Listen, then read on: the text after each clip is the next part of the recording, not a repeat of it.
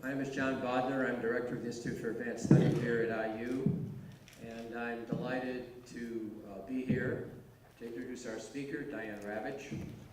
And I'm delighted to be able to thank the Dean of the School of Education, Gerardo Gonzalez, for all the work and effort that the School of Education has expended in bringing Professor Ravitch here this afternoon.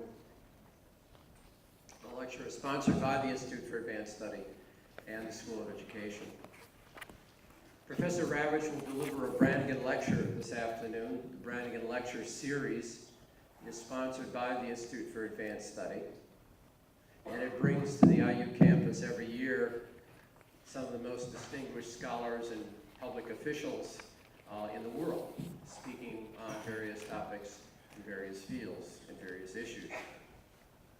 The Institute for Advanced Study also supports IU faculty by supporting interdisciplinary seminars and by allowing IU faculty to bring collaborators here that assist them with their research projects from all over the world.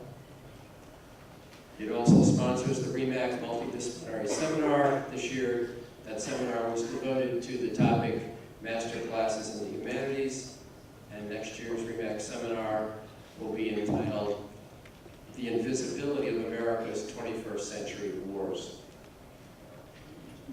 Now, you might not think that the origins of a talk on the raging educational issues of our time would begin or be located in the state of Texas, but in an interesting way, a lot of currents and activities from the state of Texas have brought us to this point and to this talk this afternoon. Many of you reading the newspapers know that there's been a lot of controversy over the adoption of social studies textbooks in Texas. Many people have felt that textbooks in the state have become too liberal and have tried to reverse what they feel is an unfortunate trend, even to the point of minimizing or limiting the treatment of Thomas Jefferson because, in fact, he had coined the phrase the separation of church and state. Texas also influenced educational policies considerably in our own times when, after the 2000 election, President George Bush brought to Washington ideas that eventually resulted in the 2002 legislation, No Child Left Behind, which I'm sure most of you are familiar with, and which, as most of you know, stressed standardized testing as the primary measure of school quality.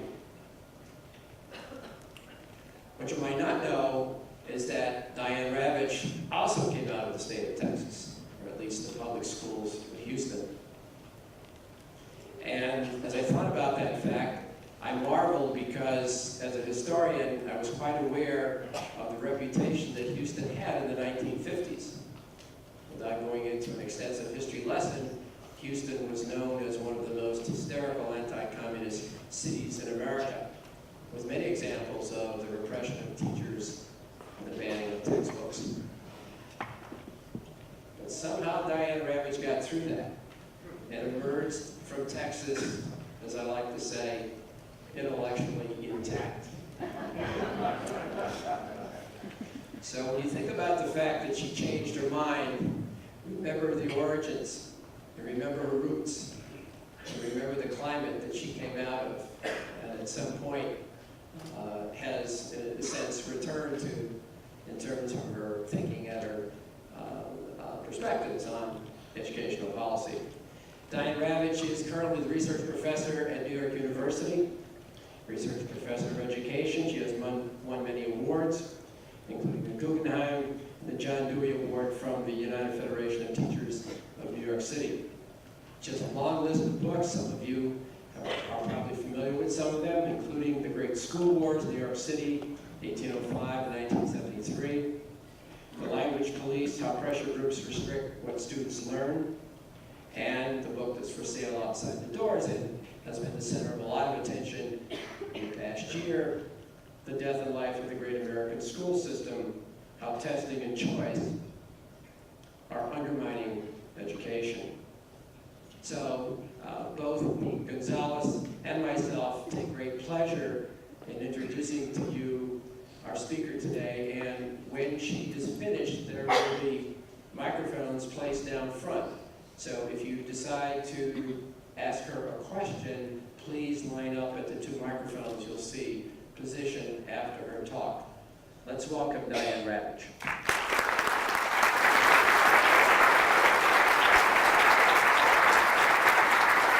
Thank you.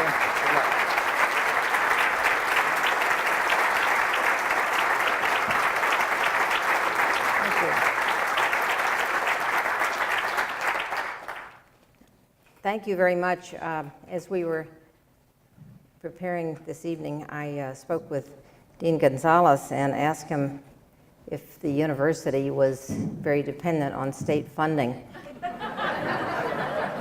And he said, happily, we get very little. Because I said, if you're dependent on them, you're in big trouble having me here. I want to thank John Bodnar and also Dean Gonzalez, and a shout out to my blogging partner, Debbie Meyer. And Debbie and I will be talking tomorrow morning at the university. And I want to talk tonight about what's happening in the state of Indiana and what's happening in our country. I've spent more than 4 decades studying and writing about American education. When I was a graduate student back in the 1960s, I came to the conclusion that American education is always in crisis. There was the crisis of the 1920s, the 30s, the 40s, the 50s. People were always complaining that public schools weren't what they used to be, that young people were not as smart as they used to be, and that the schools were in crisis. Well, I can tell you, I think the younger generation's a whole lot smarter than my generation was. But we are in a crisis. The crisis is not the one you think it is, however. It's not the one you read about in the papers and see on television. In the past, when critics wrote about the schools, they wanted better public schools. They wanted higher standards, better teachers, better tests, more funding, more equitable funding.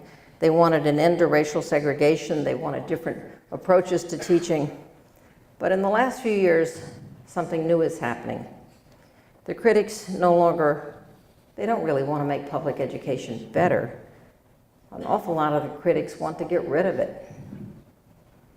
And they wonder why we even have public schools.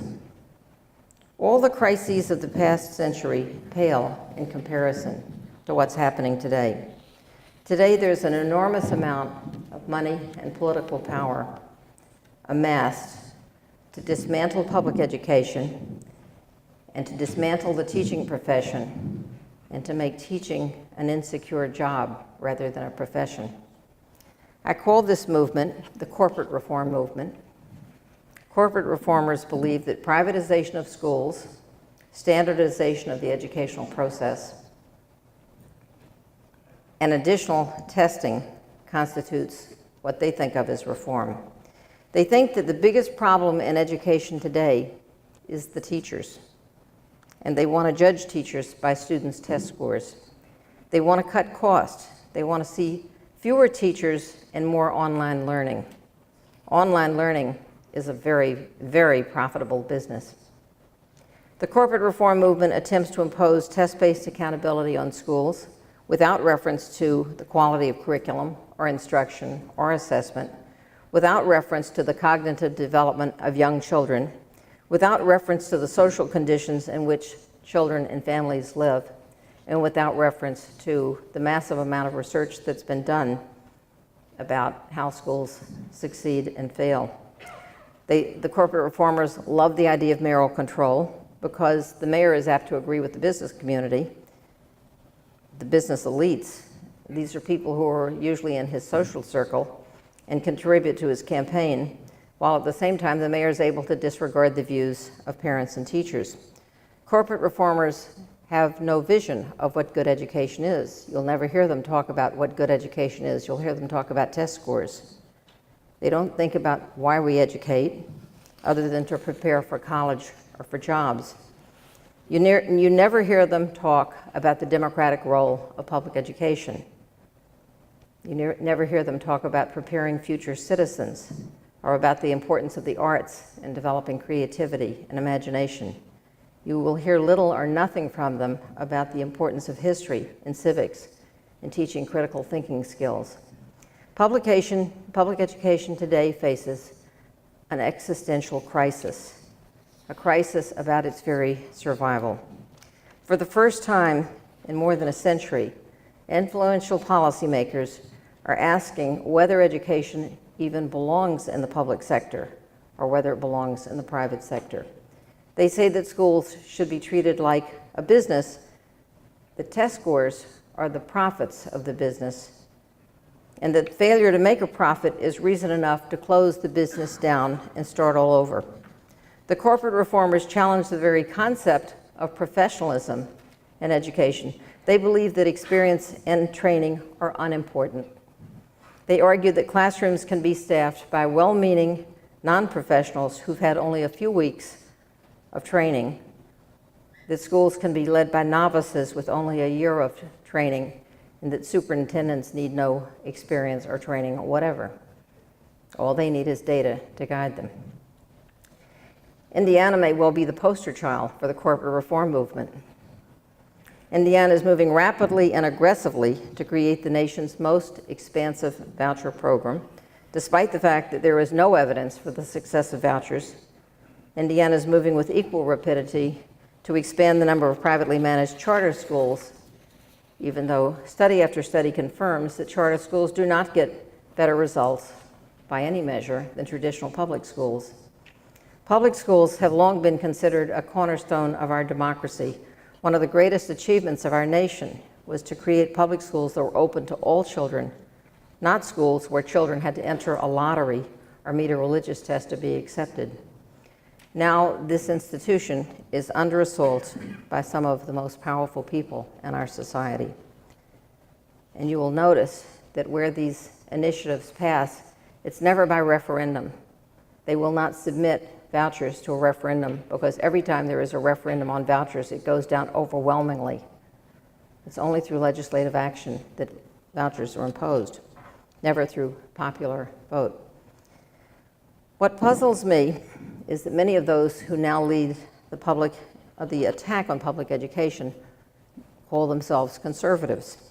With their market-based policies, they will wreak havoc on public education, which has served so many children and families and communities for the past 160 years in this state of Indiana. But is it conservative to tear down public education? In my understanding, conservatives are not radicals.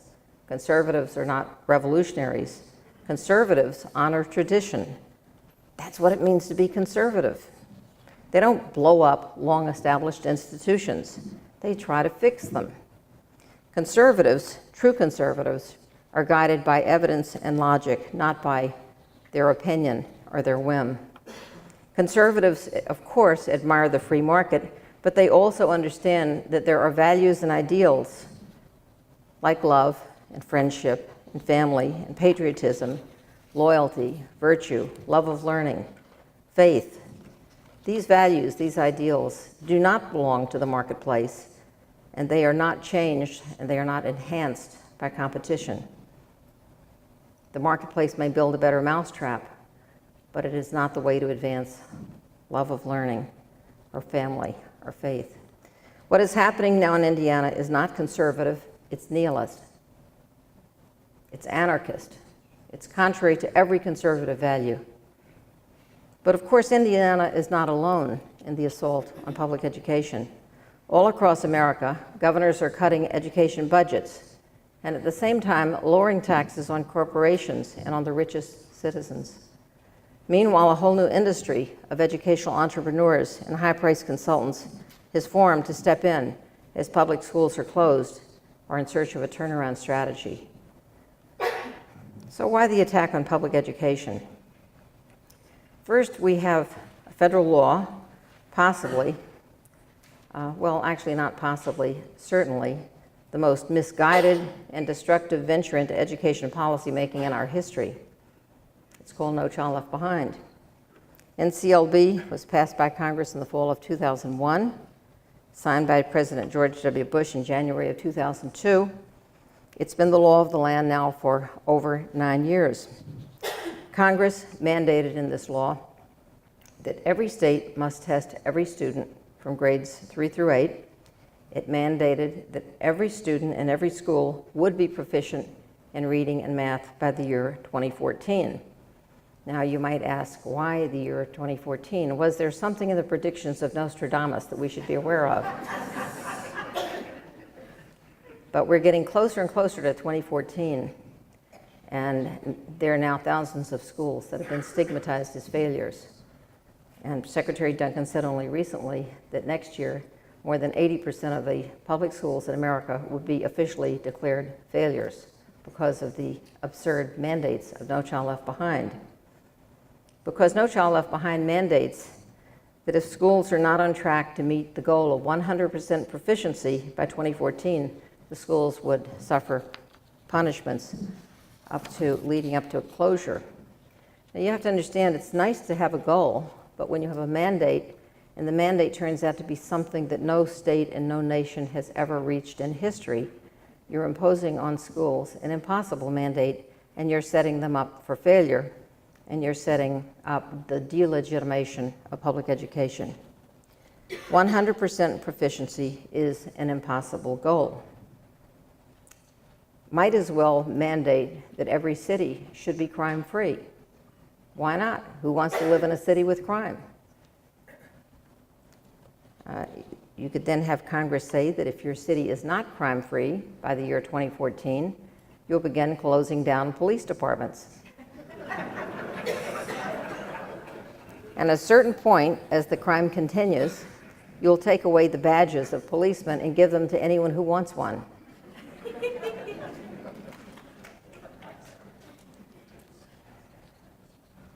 NCLB, I concluded in my book, is the timetable for the destruction of American public education. And that's in fact how it's working out. As we see that we're on track, if this law isn't changed, and I assume it will be, but who knows? It's way past time for it to reauthorize it. But if we continue on this track, every school in America will be a failure.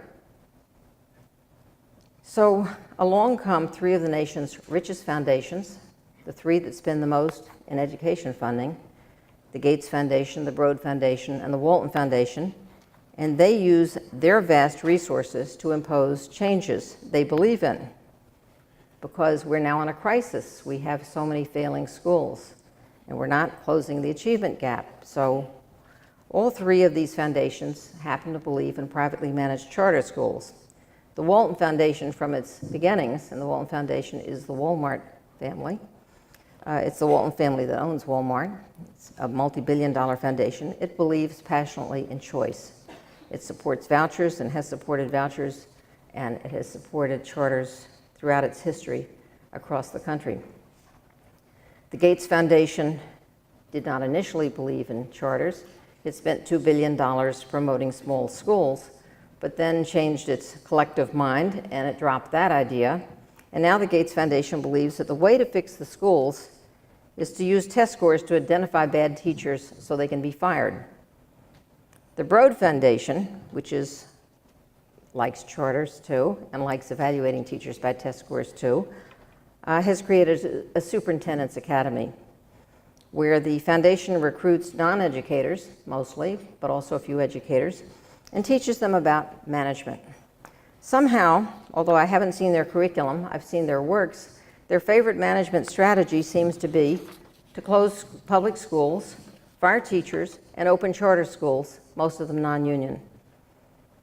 These foundations, especially Gates and Broad, have enormous influence in the Obama Department of Education, which has turned their ideas into federal policy as represented in the Race to the Top program. We can see these policies playing out across the nation. Detroit faces a deficit, so its emergency financial manager, trained by the Broad Superintendent's Academy, plans to close public schools and hand them over to privately managed charter schools, even though the charters in Detroit get no better results than the regular public schools. All of them get bad results. But he will privatize more and more schools, and he says, as a temporary measure, it may be necessary to have as many as 60 children in a class. These being the nation's most vulnerable, neediest children, 60 to a class. But you see, the Gates Foundation doesn't think that class size matters.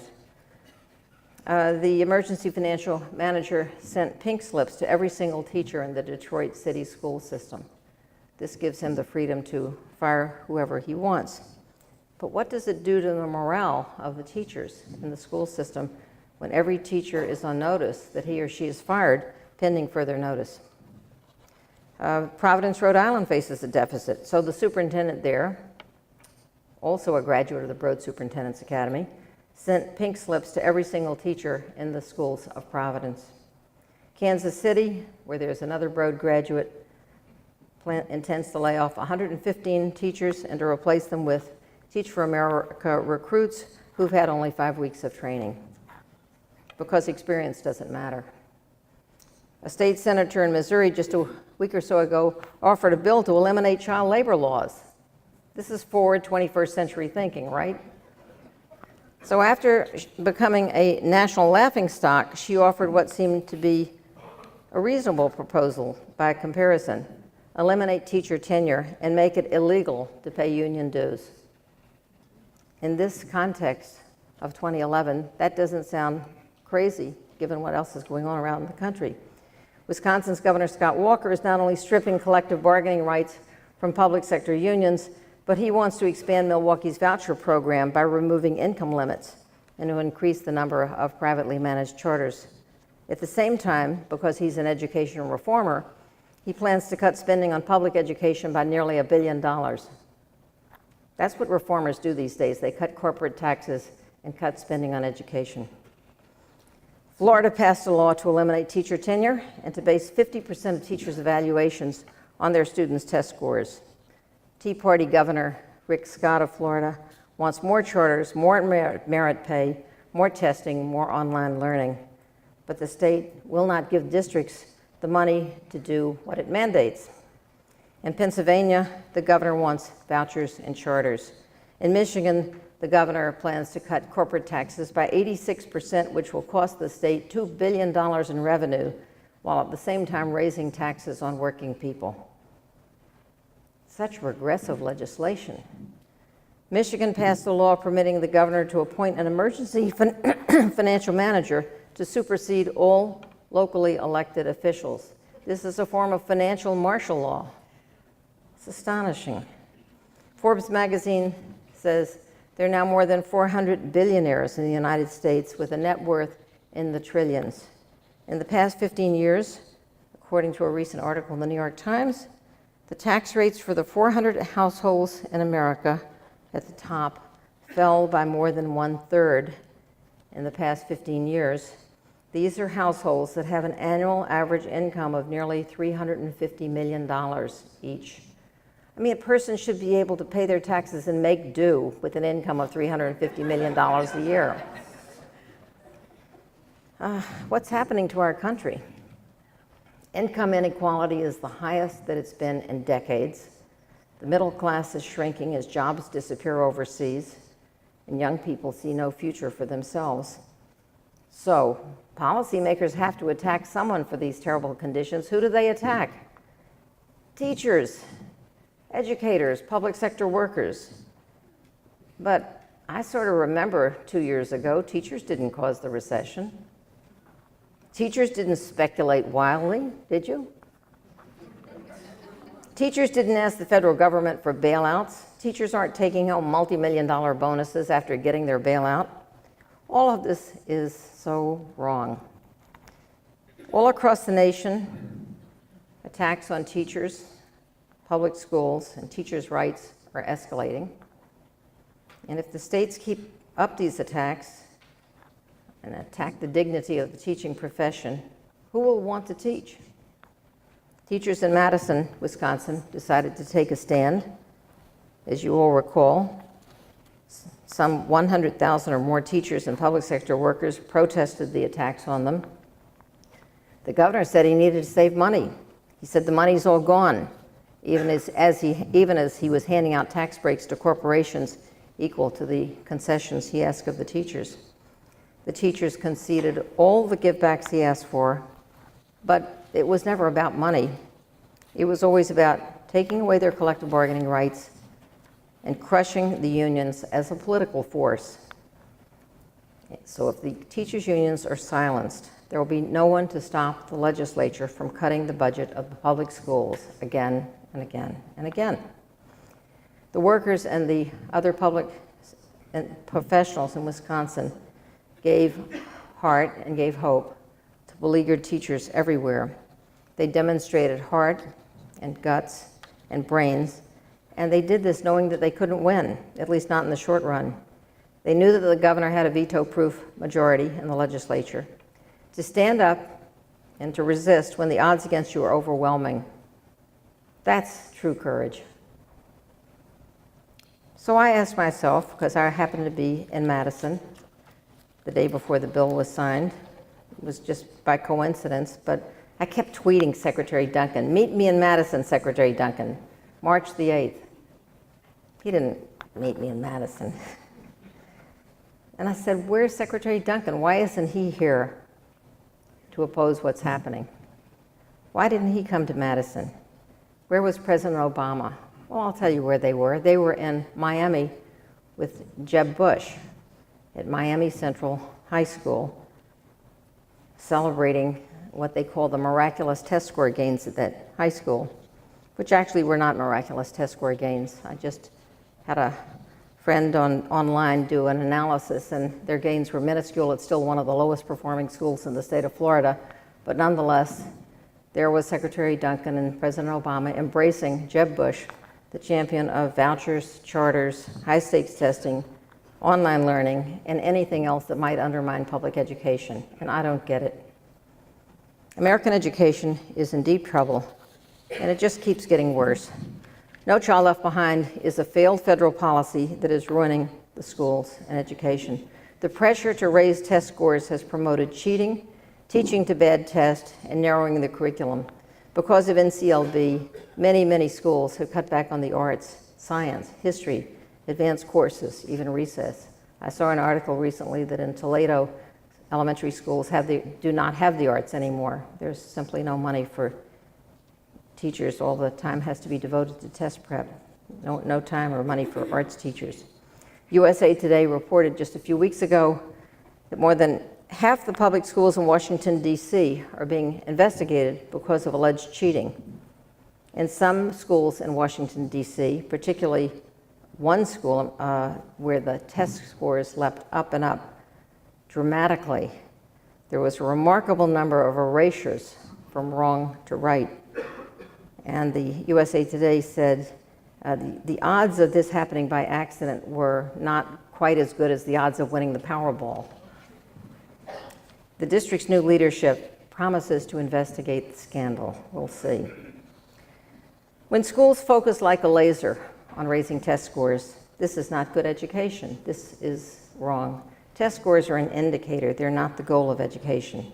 When NCLB was first proposed, the media repeated stories about the Texas miracle. We were told that Texas had developed a very simple way to improve education. By testing students every year and publishing the results, the state was able to honor the good schools and shame the bad ones. And it worked. It worked. Presidential candidate Bush told us the test scores went up, the achievement gap was closing, graduation rates were going up, and so, expecting miraculous results nationally, Congress passed No Child Left Behind. But none of it was true. There was no Texas miracle. Texas is now ranked smack dab in the middle of all states on the federal testing measures, which are no-stakes measures. Had there been a miracle, Texas would be at the top of the national rankings, but it's not. So now, after nearly a decade of No Child Left Behind, Secretary Duncan says more than 80% of our schools will be labeled failures. Almost every school will be a failure by 2014. NCLB manufactures failure, not success. It doesn't work. It doesn't improve education. It should be repealed. It should be replaced by a federal policy that supports equity for the neediest students and encourages a sound education for all students. It should be replaced by policies to help schools that enroll large numbers of low-performing students not the current policies that punish them and close them down. The corporate reform movement has gleefully applauded every piece of bad news. Every time a school fails, they see it as a new opportunity for privatization, as more evidence that teachers must be fired and that unions must be broken. So who is in this corporate reform movement? Well, first of all, Wall Street hedge fund managers. There have been 3 articles in the New York Times. 2 of them are on the front page of the New York Times about how Wall Street hedge fund managers have made charters their favorite cause. There's also a group called Democrats for Education Reform, Google it, composed of hedge fund managers and some of their allies. A group called Stand for Children, funded by some of the same people. Education Reform Now, same people. The Billionaire Boys Club, which is the 3 big foundations, Gates, Broad, Walton, plus many, many other foundations who don't want to be left out of the fun and the party. The Republican Party, which has long advocated for testing, accountability, and choice. Most of the DC think tanks, which by coincidence are funded by the Gates Foundation. Many of our leading editorial boards, who get their views from the DC think tanks that are funded by the Gates Foundation. You begin to see it's a closed circle. The strange thing is, maybe it's not strange at all, there are very few teachers in the corporate reform movement. For most of the corporate reformers, education is a passion, it's a pastime, it's a hobby. They don't teach, they don't work in schools, but they're having a lot of fun reinventing them. They like chaos theory, they like disruption, they like innovation. This is what works in Wall Street, this is what works in the tech sector. Have a great idea, 6 months later, you make $100 million. Bet on the right thing as a hedge funder, make $100 million. Come up with a new app, make $1 gazillion. It works, but it doesn't work in the lives of children. Children need consistency. Children need stability. They need adults they can count on. Children don't work all that well when you disrupt their lives and perform experiments on them. The corporate reformers love testing and accountability because it gives them data. But they particularly love it for other people's children. They wouldn't want their own child in a school that had no arts, that had no time for play, but spent hours and days and weeks to prepare for tests of basic skills. Nor would they want their children in schools where class size is soaring. This is poor people's schooling. This is not good education. It's not what they do at Sidwell Friends, where the director of Waiting for Superman went to school. It's not what they do at Lakeside Academy in Seattle, where Bill Gates went to school. It's not what they do at the Maumee Valley Country Day School in Toledo, where Michelle Rhee went to school. Bill Gates said, your children should have larger classes, but he wouldn't want that for his own children. That's a good test for corporate reformers. Would they want it for their own children? Is this what they did themselves? Bill Gates and Arne Duncan both say that teachers should not be paid more for master's degrees or for their experience. They say that teachers should be paid more only for higher test scores. I don't see the logic. How will education improve if teachers have less education, less experience, and larger classes? It doesn't make any sense. Our politicians think that testing is the same as instruction. Educators know that it's not. Politicians think that the way to improve schools is to test, and then test some more. Educators know that this doesn't work. Politicians think that more testing produces higher test scores, and they're very surprised when the remediation rates in colleges don't go down. They think that raising standards produces higher scores. This is like saying that if a child can't jump over a 4-foot bar, raise it to 6 feet. That doesn't make any sense either. Race to the Top, President Obama's signature program, is No Child Left Behind 2.0. Race to the Top's emphasis on charter schools has unleashed a powerful movement for privatization, which was bursting and waiting for this kind of encouragement from Washington. But in one way, Race to the Top is even worse than No Child Left Behind. And that is its demand to judge teachers by their student test scores. This is demoralizing teachers across the country who know that this will lead to even more narrowing of the curriculum even more teaching to the test. And as more and more states are now passing laws to tie teachers' jobs to test scores, students have the power to fire their teachers. By withholding effort on tests, they can have their teacher fired. Makes a lot of sense, doesn't it? That'll improve education. Across the nation, thanks to No Child Left Behind and Race to the Top, public schools are being closed because their scores are too low. As schools close their doors, communities are destabilized. New schools replace old schools, and many of the new schools also have low scores. And they're closed to be replaced by new schools. Closing schools doesn't help immigrant students learn to speak or read English. Closing schools doesn't narrow or close the achievement gap. Closing schools does nothing to address the educational needs of students. Public schools are not chain stores at a mall that can be closed and opened at will. They are, and they should be, vital community institutions, not transient agencies that come and go as test scores rise or fall. It's interesting that in this time we live in, where everybody is looking for answers, that the nation that gets pointed to frequently is Finland, because Finland is the highest scoring nation in the world on the PISA exams, which were released just last December.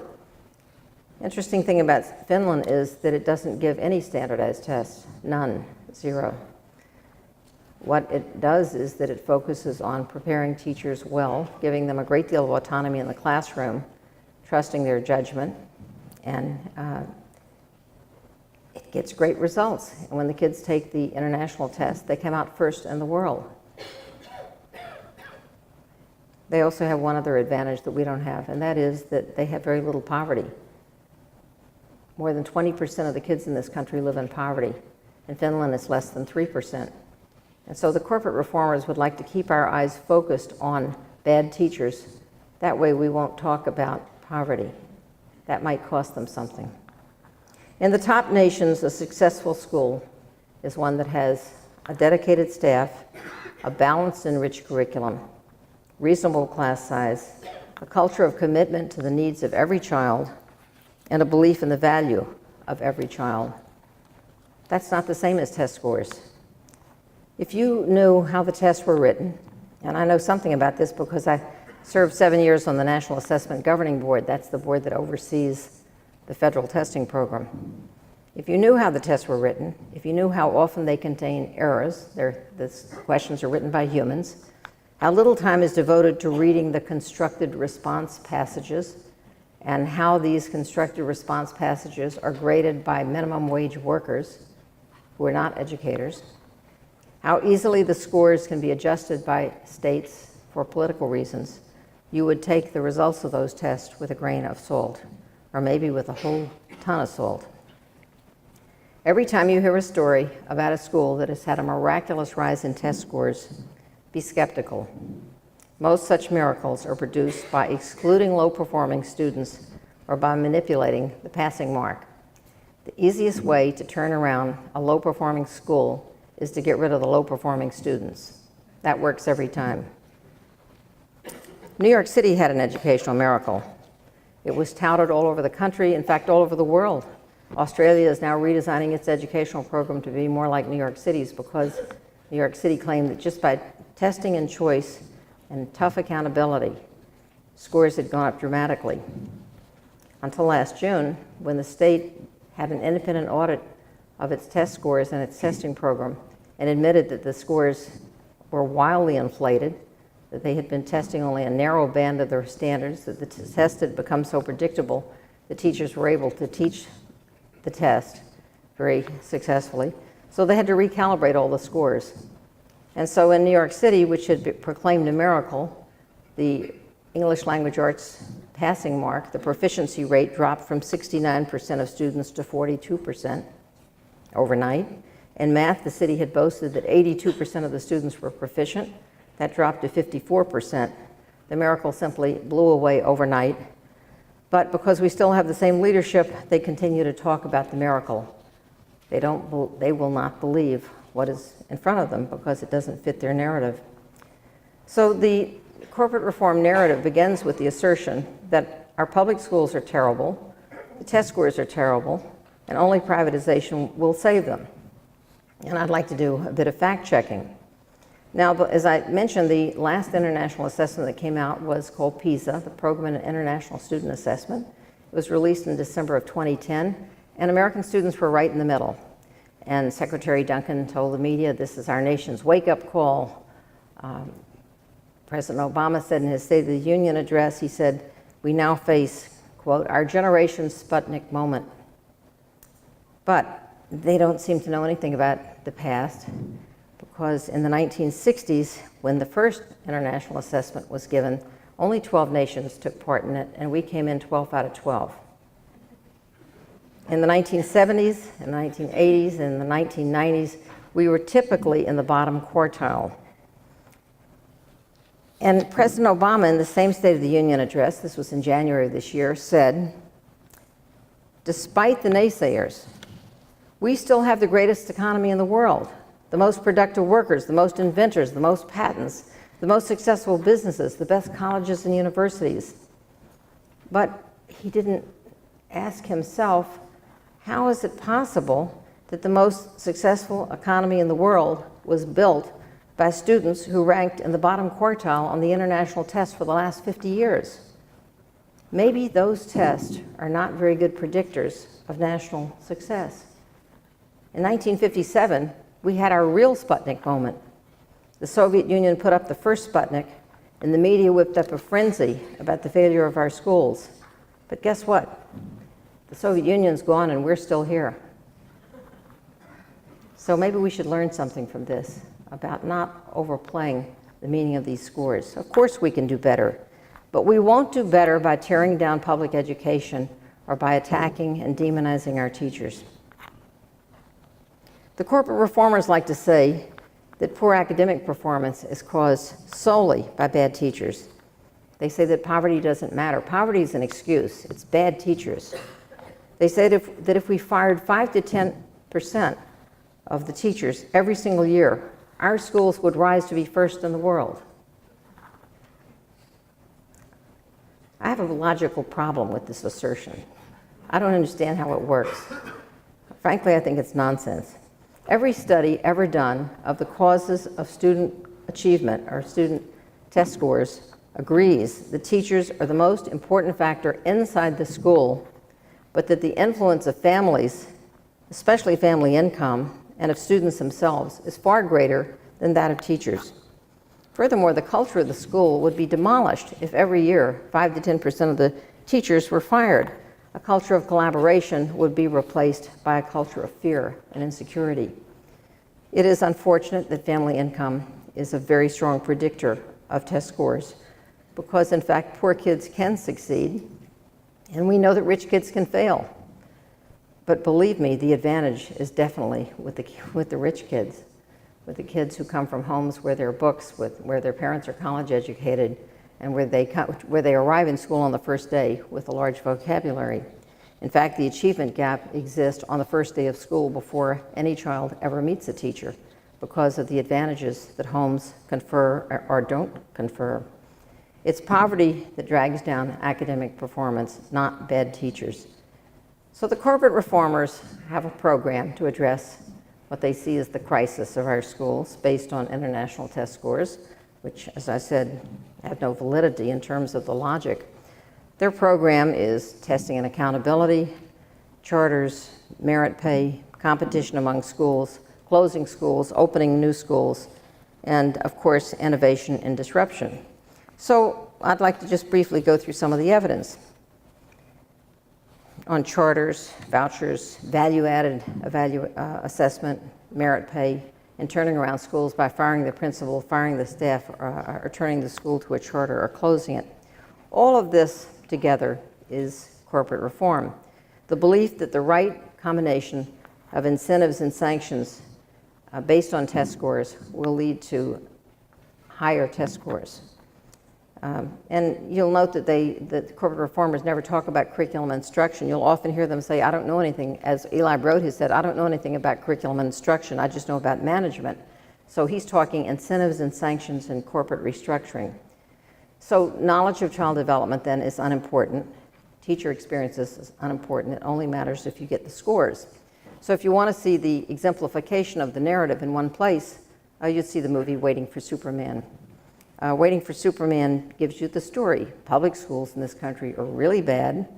70% of our 8th graders are reading below grade level, except that it's not true. As I said, I was on the National Testing Board for 7 years, and according to the National Assessment of Educational Progress, it's not 70% below grade level, and NAEP doesn't report in grade levels, by the way.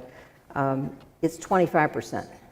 That 25% includes children who don't read or speak English and children with profound disabilities, and it's sad that it's 25%, but it's not 70%. But that's the linchpin of the movie, 70% can't read.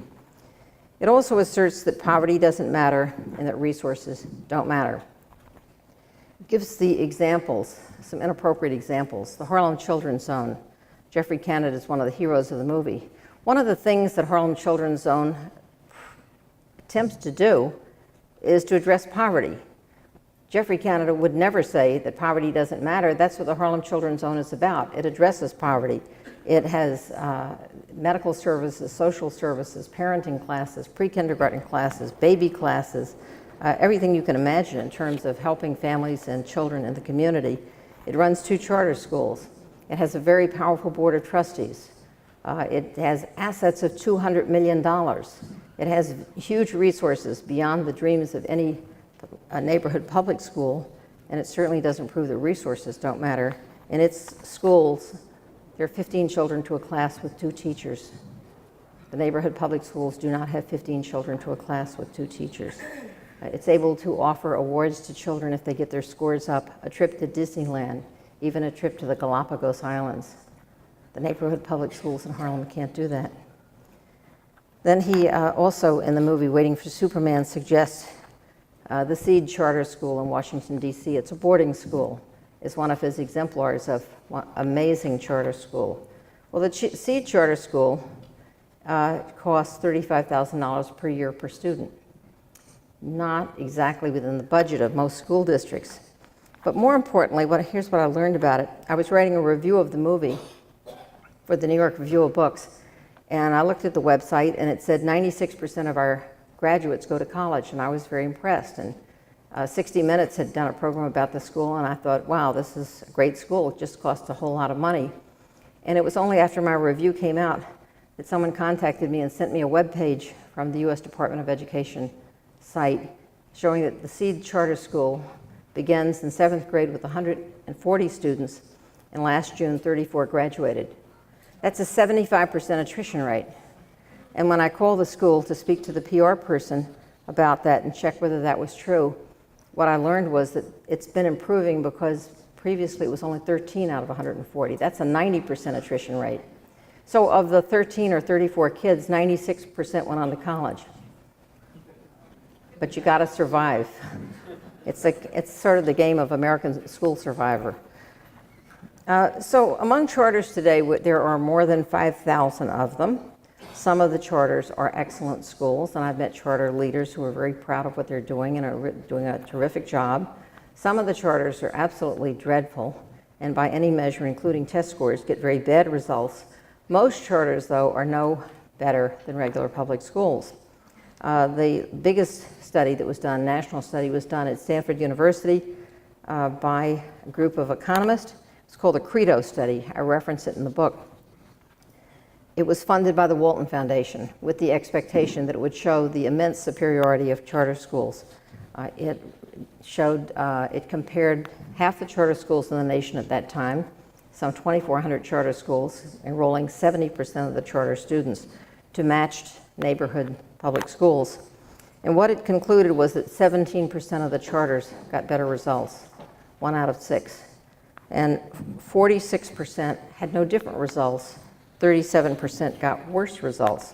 So if you're thinking from a public policy point of view, creating more charters means that 83% of the children will be in schools that are no better or worse than a neighborhood public school.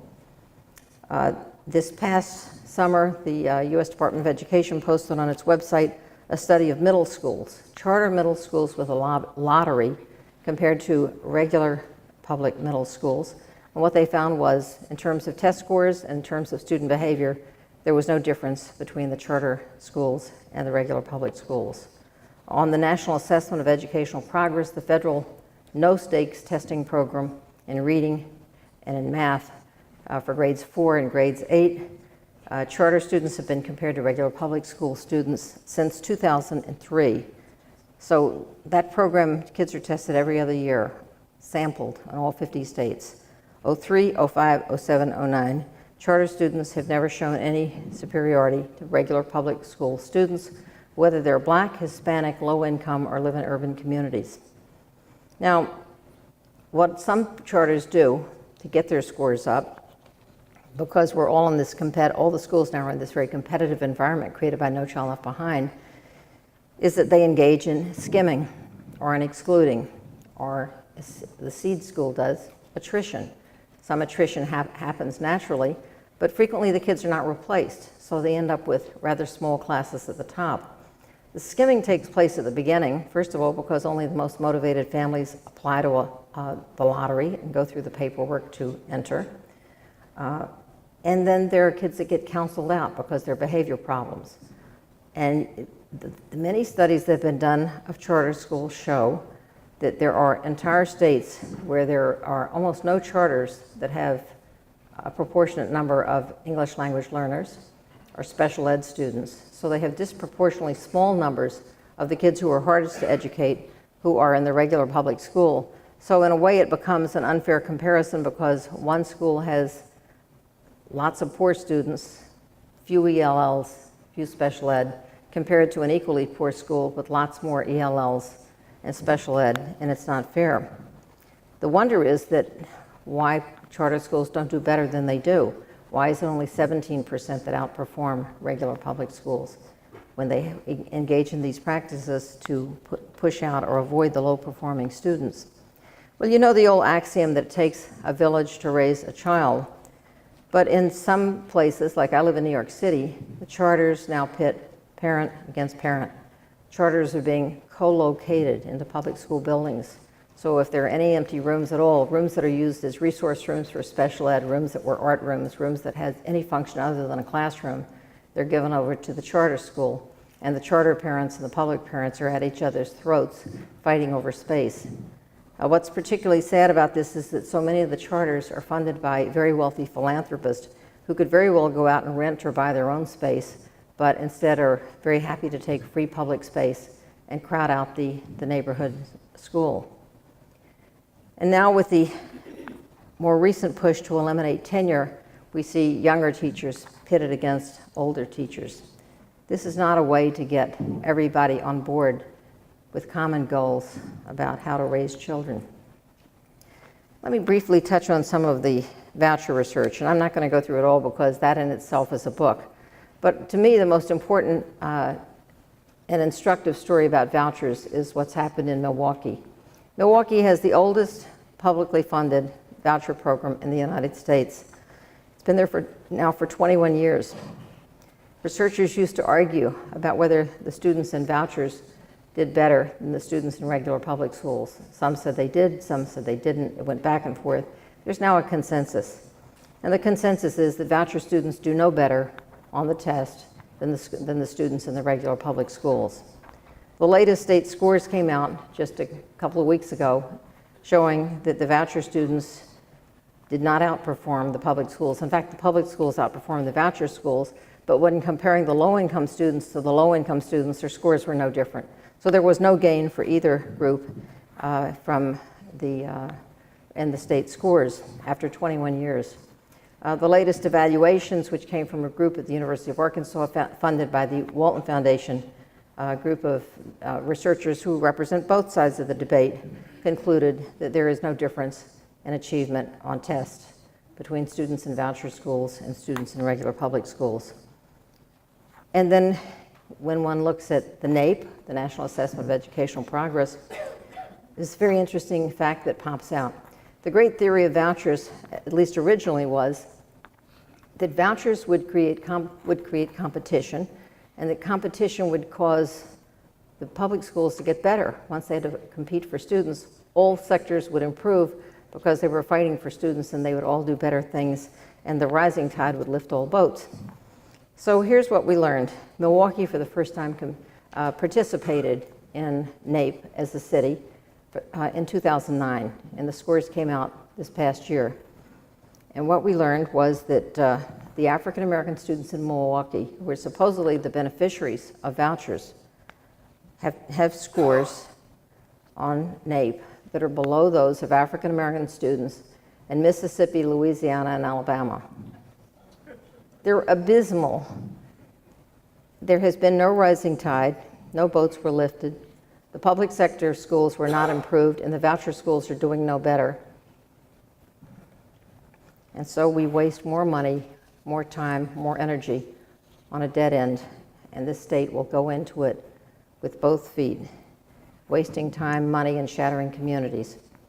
Value-added assessment is as I said, the great passion of the Gates Foundation and also of Secretary Duncan, and that is evaluating teachers by whether their student scores go up or down. Testing experts will say that this is wrong. They'll say it's wrong for one simple reason, for many reasons, but the most simple reason is tests should be used only for the purpose for which they're designed. If a test is designed to measure whether a student can read at 4th grade level or not, that's its purpose. It's not a measure of the teacher's quality because there are many factors beyond the teacher's control. Testing experts are almost uniformly in agreement that value-added assessments, measuring teachers by student test scores, are highly inaccurate and unstable. You can only learn something at the extremes. Which ones year after year get the high scores, which ones year after year don't.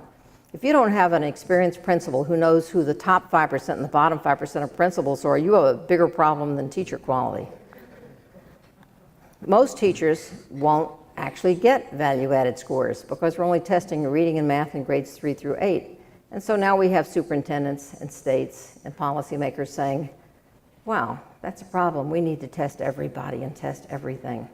Charlotte-Mecklenburg District right now is piloting 52 new tests so that they can test everything. Florida plans to test everything. They plan to test art and band and choir and physical education, and everything that's taught anywhere will have a test for it. So kids will spend all their time being test prepped. Wonder if they'll have any time for instruction. My colleague at New York University, Sean Corcoran, did a study of the value-added programs in Houston and in New York City. And he was, like every other economist who's looked at these programs, said there's a huge margin of error. And he said in New York City, a teacher may be judged to be at the 43rd percentile in effectiveness. Effectiveness meaning did the scores go up or down and by how much. And now being at the 43rd percentile means that 56 or 57% of his or her colleagues did better and 42 or 43% did worse. But he said the margin of error is so large that in fact the teacher might actually be at the 15th percentile or at the 71st percentile. So that you would be quite accurate to call this teacher either average, below average, or above average. Now, think about the use that's being made. This is all thanks to technology, because now with technology we can tie scores to individual teachers, even though, as I said, there are many factors that go into how the kids do in class, including whether they show up every day and family income and so forth and so on. But the scores are there because the technology is there. And so the Los Angeles Times last August decided that they could write a great story by, they called it Who's Teaching Your Children, or Who Are These Terrible People Teaching Your Children? And what they did was to do a Freedom of Information Act request of the LA Unified School District and get the test scores of the children of 6,000 teachers. And then they hired someone from the Rand Institute to rank them according to how effective or ineffective they were. And then they posted these rankings online. And they introduced the series with a picture of a couple of teachers, and they said, here's Mr. John Smith. Everyone thinks he's a good teacher, but he's not. He's ineffective. How humiliating for Mr. John Smith. Same thing with a couple of other teachers. And teachers wrote and they said that, this wasn't right. They were judging them on, they weren't teaching that grade that year. There were lots of errors, lots of problems. And testing experts across the country said this was wrong. There was only one prominent person who said, "Congratulations to the LA Times, you've performed a service." I wonder if you could guess who that was. Secretary Arne Duncan. Now, the New York Post in New York City has filed a similar FOIL with the New York City Department of Education and said, we want to do the same thing that the LA Times did. And the local teachers union went to court to fight it. And they've had one round, and the court said it doesn't matter how inaccurate the scores are. It doesn't matter how many careers are ruined or reputations are destroyed by inaccurate scores. The public has a right to know. It's being appealed to a higher court. And journalists are very uneasy about all of this, but they know that if the scores are out there, they will be published, no matter how inaccurate they are and no matter how many careers are destroyed. Now, what you should know about merit pay is that it's an idea that never works and never dies. We've had merit pay experiments in this country since the 1920s. They never work. There are people who are convinced that if we offer bonuses to teachers, the students will get higher test scores.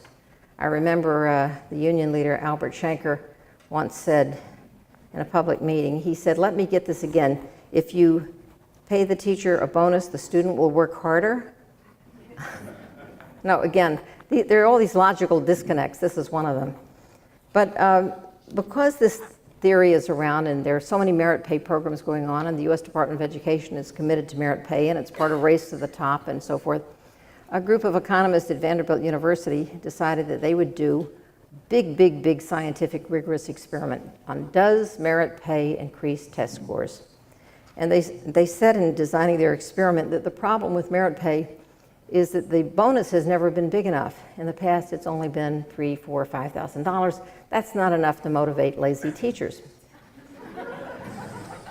So they offered a bonus of $15,000. And they said, this will be the proof positive of whether merit pay can incentivize teachers to produce higher test scores, forgetting that it's not the teachers who produce the scores, it's the kids. Nonetheless, that was the deal. And they did a very carefully, well-planned, rigorous experiment, which was eagerly awaited by people, researchers in the field. It came out last September.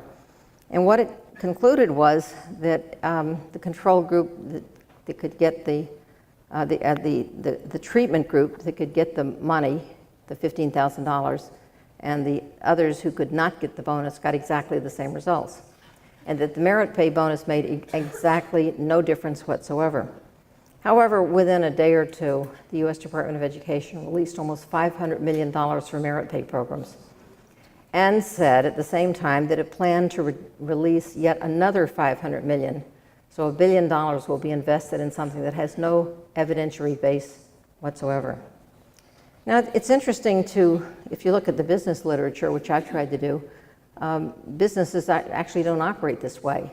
The great guru of business, Edwards Deming, has said, and he said as he was helping reconstruct the Japanese economy many years ago, and in his writings, he said that merit rankings are poisonous. They destroy teamwork, they destroy collaboration, they encourage everyone to stop working together. The very thing that schools need is what they will destroy, although he wasn't writing about education, he was writing just about the culture of the corporation.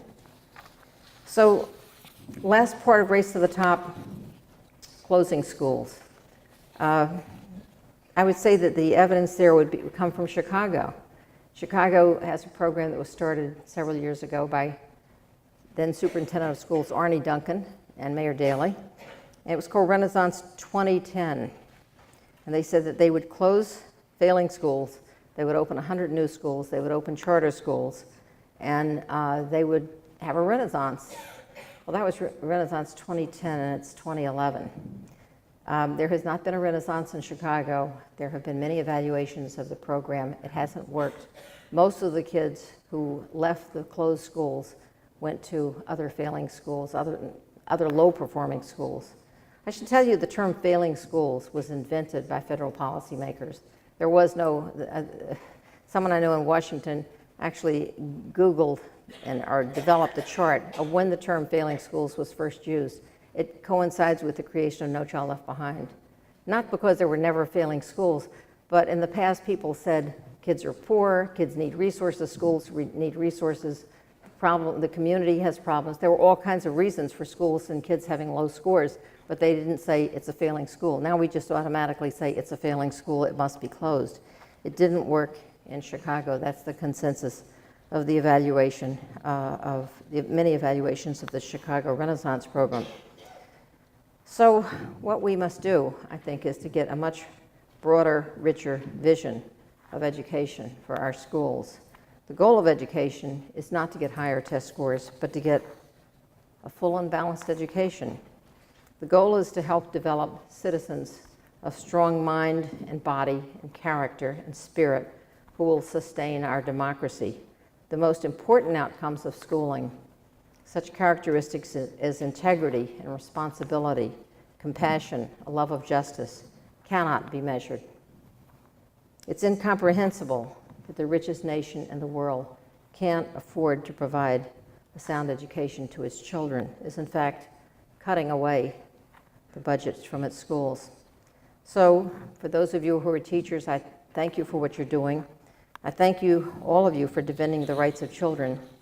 And I know that in the face of what I think is a very discouraging picture, I want to leave you with the words of Margaret Mead, who said, "Never doubt that a small number of thoughtful, committed citizens can change the world. Indeed, it is the only thing that ever has." Thank you very much.